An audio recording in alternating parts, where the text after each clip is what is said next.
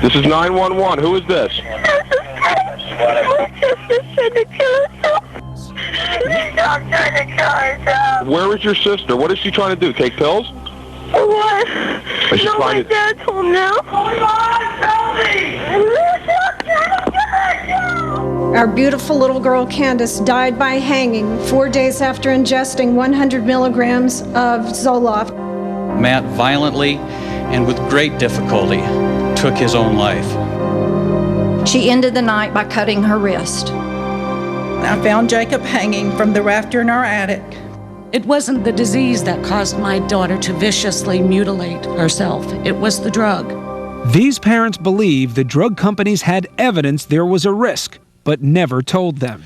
I'd like to introduce you to my daughter, Caitlin Elizabeth McIntosh. Well, it's actually only a two-dimensional image of her, but it's all I have left. She died of suicide at age 12 years, 3 months, just 8 weeks after being put on Paxil and then Zoloft. Our daughter Julie had been excited about college and had scored 1,300 in her SATs several weeks before her death. Instead of picking out colleges with our daughter, my wife and I had to pick out a cemetery plot for her. Instead of looking forward to visiting Julie at school, we now visit her grave.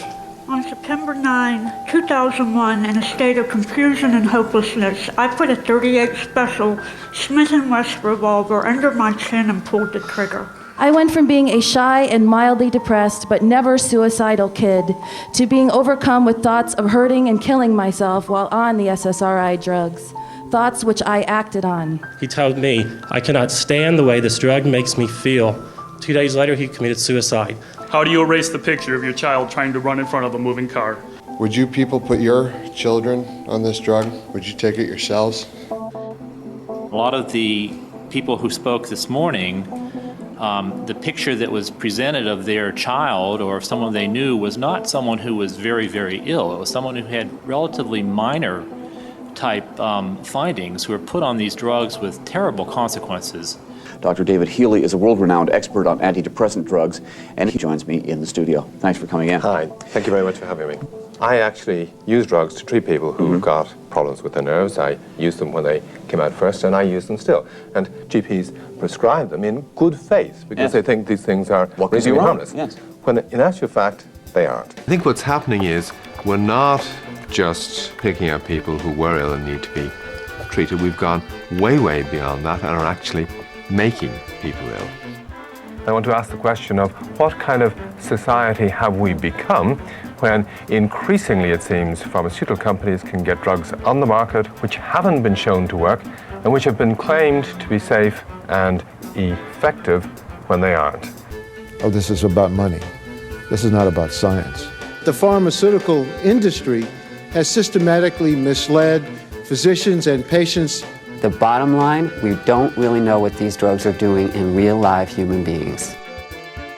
When you look at all of the documents, you see a pattern of misleading doctors who then unwittingly mislead patients. This is a betrayal of the public trust in physicians behind the scenes by the industry, and it must stop.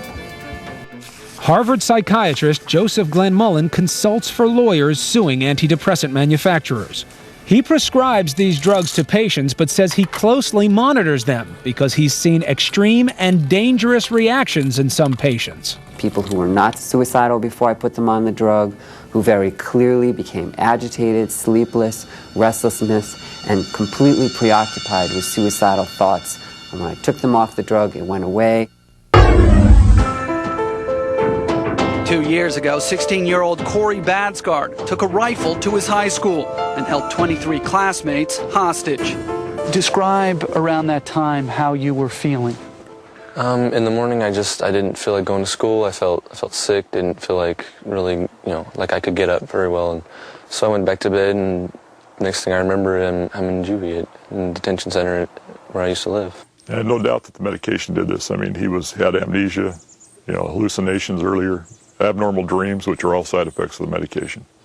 That morning, Corey was on a mix of antidepressants, prescribed for what doctors called situational depression. His father says the pills turned Corey from a sensitive teenage boy to a volatile marauder, susceptible to blind rage.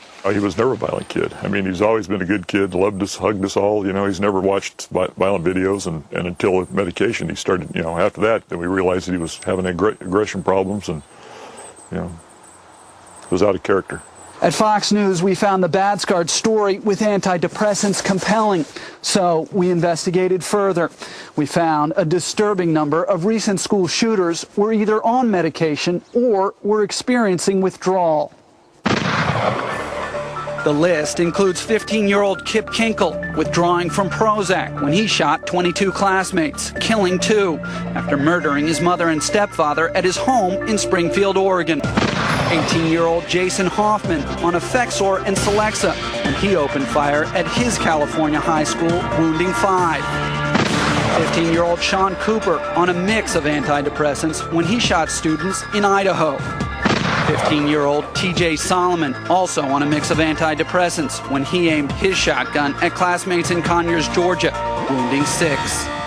And 17-year-old Eric Harris on Luvox when he and partner Dylan Klebold killed 12 classmates and a teacher in the bloodiest school massacre yet, Columbine.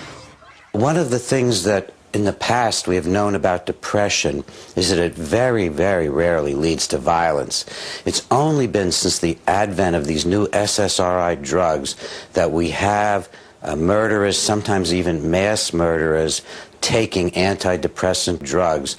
What's going to happen to you when some months or some years up the road you actually try to halt this drug? You have these sudden electrical jolts. Electric shock sensation. I couldn't walk. Incredibly fatigued. I could hardly talk. I used to get the shakes. Pins and needles.